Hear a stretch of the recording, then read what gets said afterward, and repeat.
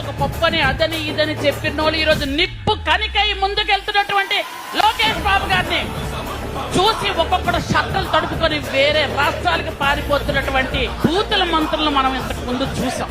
ఆ బూతుల మంత్రులు ఈ రోజు ఒక్కొక్కడు లోకేష్ బాబు గారు ఏ బుక్ పట్టుకున్నా రెడ్ బుక్ లాగే కనిపిస్తుంది వాళ్ళకి.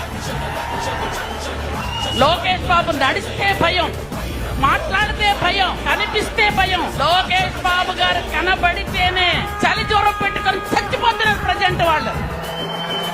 అలాంటి మన పార్టీలో ఈ రోజు కార్యకర్తలందరూ కూడా సంతృప్తిగా లేచి బట్ట కట్టుకుని ధైర్యంగా కాలు వేసుకొని తిరుగుతున్నాము. 4వసారి చంద్రబాబు నాయుడు గారిని ముఖ్యమంత్రి చేసుకున్నామంటే ఈ కార్యకర్తలందరూ కూడా ఎంతో కష్టపడి పనిచేసిన కార్యకర్తలు.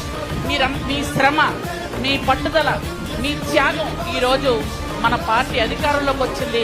4వసారి మన నాయకుడు ముఖ్యమంత్రిగా వచ్చారు. నేను ఒక సాధారణ కుటుంబంలో పుట్టినటువంటి గిరిజన మహిళగా, ఒక టీచర్ గా ఉన్న నాకు ఈ రోజు గిరిజన శాఖ మంత్రిగా ఈ రోజు మా సోదరుడు లోకేష్ బాబు గారి నిజంగా చలవతో ఈ రోజు మంత్రిగా ఉన్నాను.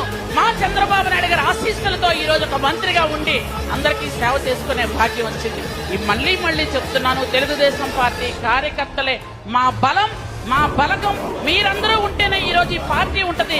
స్టేజ్ మీద ఉన్న మేమందరం ఉంటాం కాబట్టి మీ అందరికీ మరొకసారి నా హృదయపూర్వకమైనటువంటి నమస్కారాలు తెలియజేసుకుంటూ జై హింద్, జై తెలుగుదేశం, జై తెలుగుదేశం, జై తెలుగుదేశం.